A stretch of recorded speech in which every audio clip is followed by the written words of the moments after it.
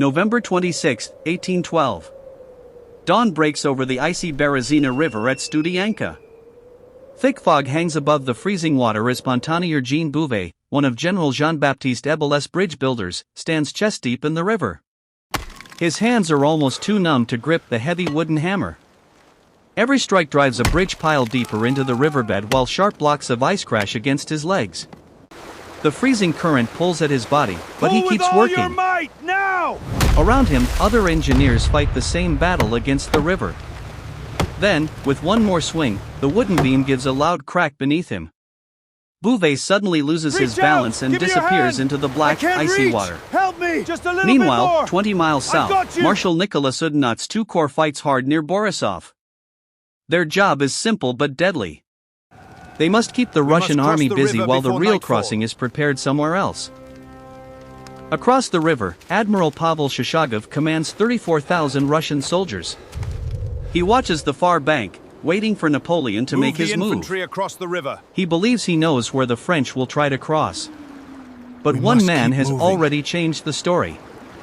General Jean-Baptiste Ebel, the commander of Napoleon's engineers, had secretly ignored an earlier order to destroy the army's bridge-building tools. He hid them instead, knowing they might one day save the army. Now those tools are all that stand between Napoleon and disaster. As Ebel's 400 Pontoniers step toward the freezing Berezina to begin building the bridges, Shishagov keeps watching the wrong ford. General Jean-Baptiste Corbineau wasted no time. The shallow ford near the village of Studianka was the chance Napoleon had been praying for. It was not a safe crossing, but it was the only place where the French might escape before the Russian armies closed the trap. As soon as the news reached General Jean-Baptiste Ebel, he gave the order to move. His engineer train hurried toward the river with wagons full of tools, nails, rope, and the few bridge parts they had managed to save during the terrible retreat.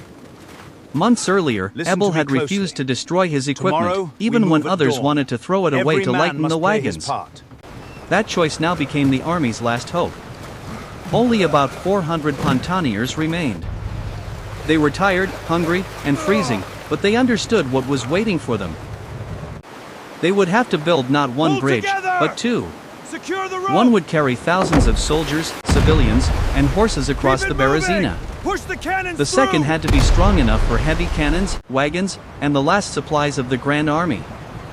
The Berezina fought back with every step. We must cross Broken sheets of ice floated through the dark water, crashing against anything in their path.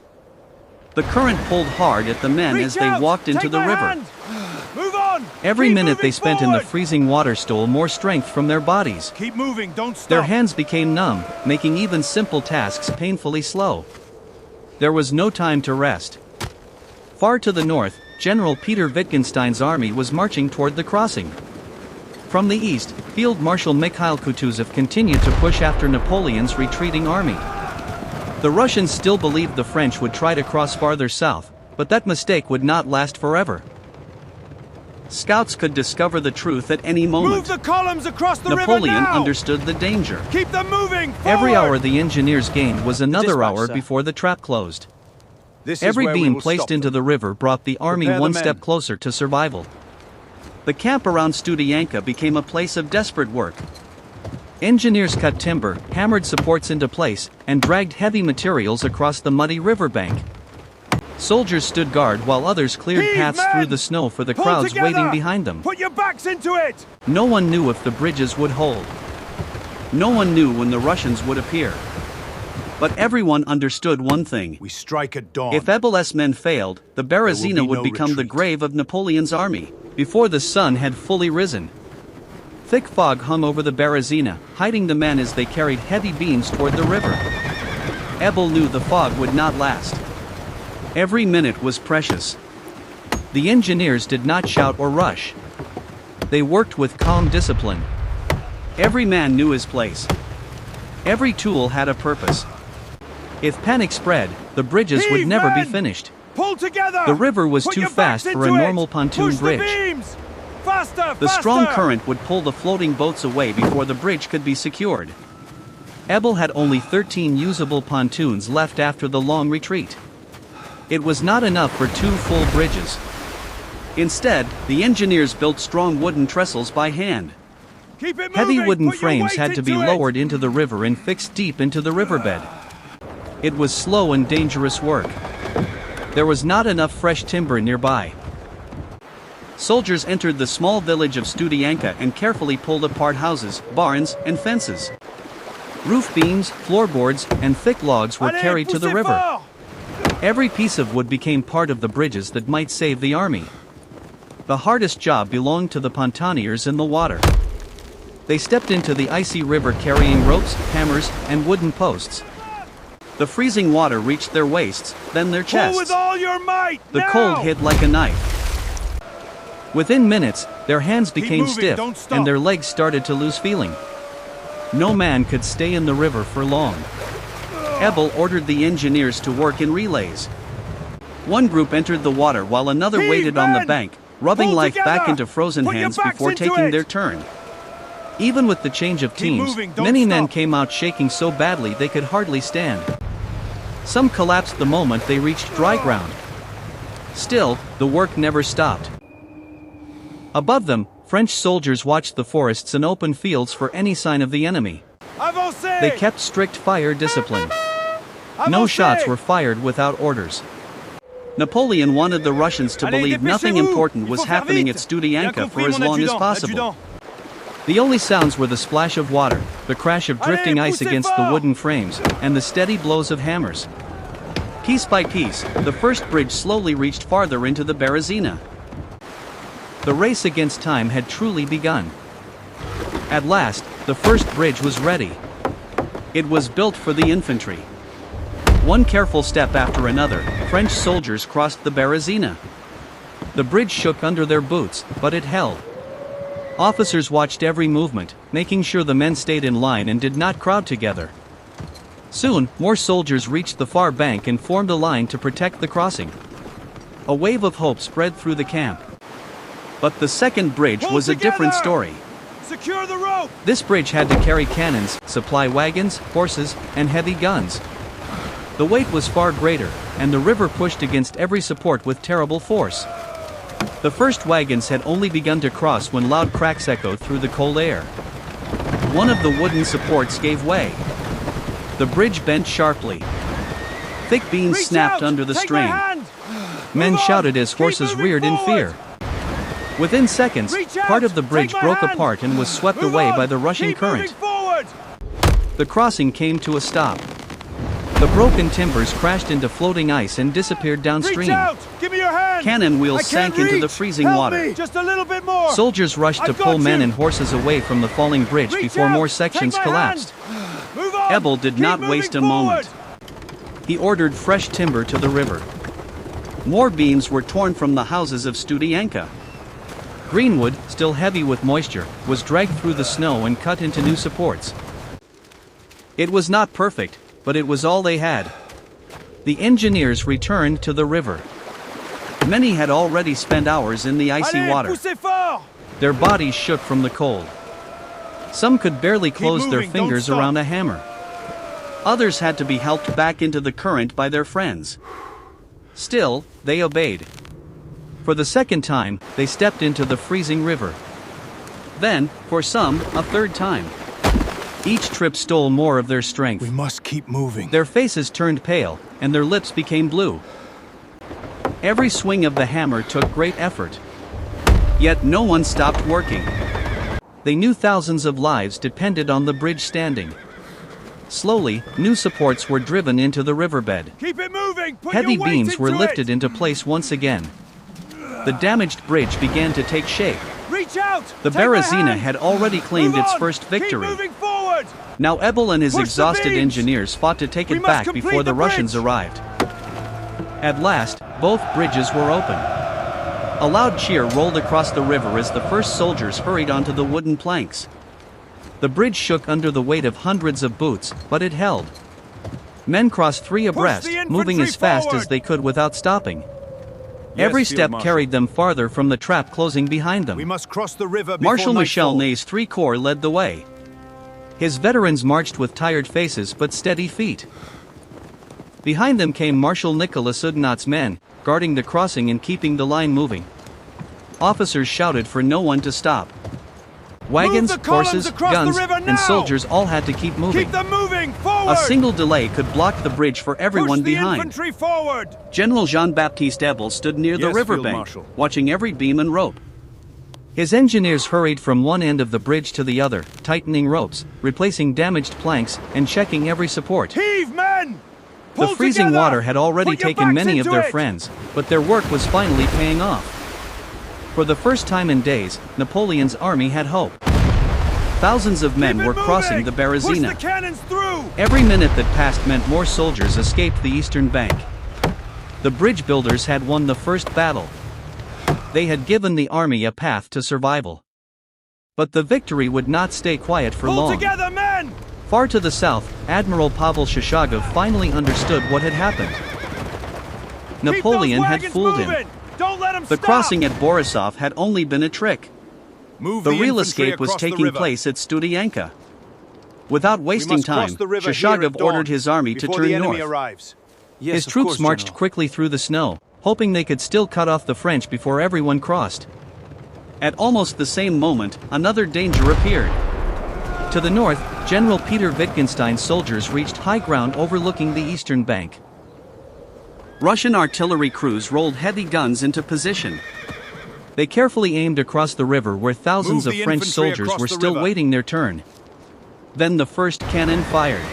Reach out! The shell burst Take my among the hand! crowded men, throwing on! dirt, Keep snow, moving and broken forward! wood into the air.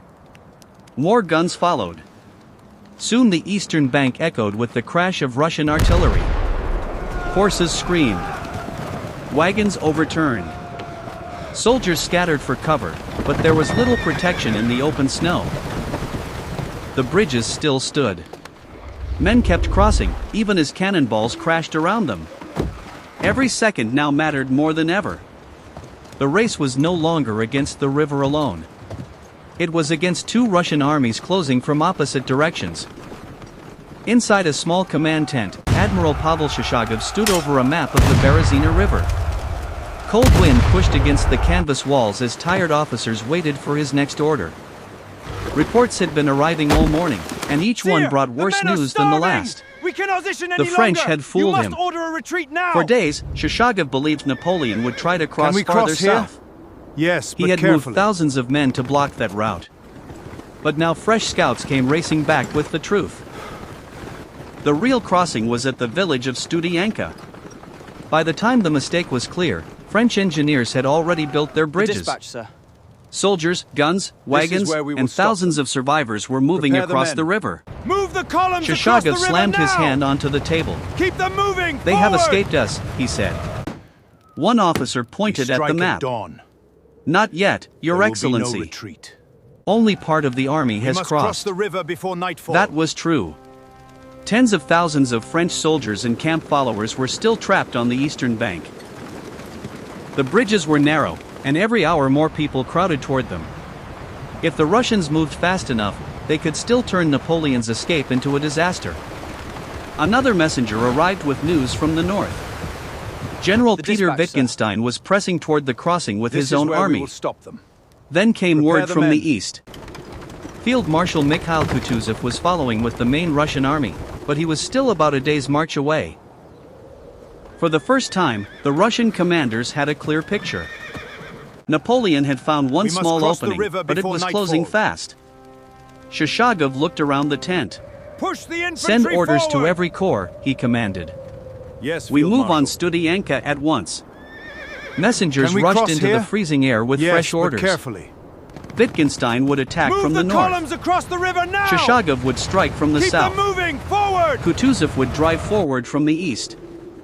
Three Russian armies were now moving toward the same place. If they arrived before the French could finish crossing, the Berezina River would become a giant trap. On the western bank, Napoleon's Keep men it believed they moving. had won a Push race the against time. cannons through. They did not yet know that an even greater test was only hours away. Napoleon knew there was only one way to save what was left of his army. Every man had a job, and every minute mattered. On the east bank of the Berezina, General Claude Victor and his Keep 9 those corps wagons took the moving. hardest task. Don't let them stop. They formed a strong rear Push guard the to stop infantry General Peter forward. Wittgenstein from reaching the bridges. Yes, Field Marshal. Russian guns opened fire as Victor's soldiers dug in among the frozen fields. They knew they were not fighting to win. They were fighting to buy time. Every hour they held the line meant thousands more soldiers and civilians could cross the river. Fall back On the now! west bank, two of Napoleon's toughest commanders prepared to attack. Marshal Michel Ney gathered the men of 3 corps. Beside him, Marshal Nicolas Oudinot led the 2 corps, though he was still weak from old wounds. Their mission was clear. They had to push Can we Admiral cross Pavel here? Shoshagov's army Yes, away but from the carefully. bridgehead and keep the road to Zemban open. If the Russians broke through, the crossing would become a deadly trap. Before sunrise, French drums beat through the cold air. Ney's infantry marched forward with fixed bayonets. Oudinot's men moved Move the beside them, infantry across driving the into the river. Russian lines with fierce determination. Smoke covered the fields Keep as it muskets moving! fired again Push and the again. cannons through! Cannon blasted holes through the frozen ground.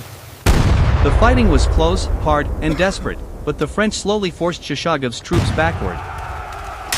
At the center of it all stood General Jean-Baptiste Debel and his engineers. While bullets flew over their heads, they remained beside the bridges. Broken planks were Hold the replaced line at almost all as soon as they cracked. Ropes Fire were at will tightened. now! Ice was chopped away before it could block the crossings. Many engineers had frozen hands and bleeding feet, yet none left their posts. Ebel had given simple orders. The bridges would stay open as long as even Push one the man could infantry still repair forward! them. All day, Yes, long Field lines of Marshal. soldiers, wagons, horses, and frightened civilians crossed the Berezina. Behind them, Victor's men held back Wittgenstein. Ahead of them, Move the Ney and infantry Oudinot across fought the to river. keep the escape route alive. Between both battles, Ebel's engineers worked without rest. For the first time since leaving Moscow, Napoleon's army was not simply running. It was fighting together under one clear plan. The fate of the Grande Armée now rested on whether every part of that plan could hold for just a little longer. While the main army pushed west, another battle raged on the eastern bank of the Berezina. Marshal Victor and his 9 corps stood between Napoleon's army and disaster. Wave after wave of Russian troops under Wittgenstein attacked through the woods and across the frozen fields. Cannon smoke covered the ground as French guns fired again and again. Victor's men were badly outnumbered, but they refused to give way. Every minute they held their line gave thousands more people the chance to cross the bridges. The fighting was fierce. Russian infantry charged forward, only to be met by steady volleys of musket fire. French batteries blasted holes through the attacking ranks, but the enemy kept coming. Officers shouted themselves hoarse as drums beat over the sound of cannon. Victor rode along the line, encouraging his exhausted soldiers. They knew that if they broke, the Russian army would rush straight to the bridges. But even as Victor's men fought with discipline, chaos ruled at the crossing. The bridgehead had become a sea of fear. Soldiers mixed with wounded men, frightened women, children, wagons, horses, and desperate camp followers. Everyone wanted Keep to it cross moving! before it was too Push late. the cannons through! People pushed from behind until those at the front could not move. The narrow bridges groaned under the endless weight. Then Russian guns found the range. Shells exploded among the crowd. Wagons shattered into pieces. Horses screamed and broke free, crashing into the people around them. Smoke and snow filled the air. Panic spread faster than the explosions. Men threw away muskets and packs just to squeeze through the crowd. Others slipped from the icy planks and vanished into the freezing river Reach below. out! Take my hand! In the middle of the Move confusion, on! acts Keep of moving courage still forward! appeared. Captain Jean Coinet saw a wounded young soldier trapped beneath an overturned wagon. Without waiting for help, he pushed Keep through the moving, frightened don't crowd stop. as shells burst around him. He lifted the injured man onto his shoulders and carried him toward the bridge. Along the way, he stopped to pull a frightened child away from the edge of the river, placing the child safely beside her mother before continuing across. Around him, many others did the same. Engineers reached into the freezing water to pull out men who had fallen from the bridge. Grenadiers formed lines to keep women and children from being crushed. Doctors refused to leave their patients, even as cannon fire landed closer with every passing minute. The crossing was no longer just a military operation. It had become a fight for survival, where courage and terror stood side by side. Behind Victor's thin moving! line, The Push fate the of cannons Napoleon's through! army hung on two shaking wooden bridges that seemed ready to break at any moment. Heave, men! By the morning of Pull November together! 28th, Put your the French backs had into won the it! race across the Berezina, but the danger was not over. Russian forces were closing in from both sides of the river. Cannon fire echoed through the frozen air as more desperate people rushed toward the bridges. Soldiers, wounded men, women, and children all fought for the same narrow path to safety. Move General the columns across Jean-Baptiste the river Debel knew the now! end had come. Keep them moving! His engineers forward! had kept the bridges standing far longer than anyone thought possible. They had worked in freezing water, repaired broken timbers under enemy fire, and refused to give up even as their strength disappeared. Now Napoleon gave the hardest order of all. The bridges had to be burned before the Russians could use them.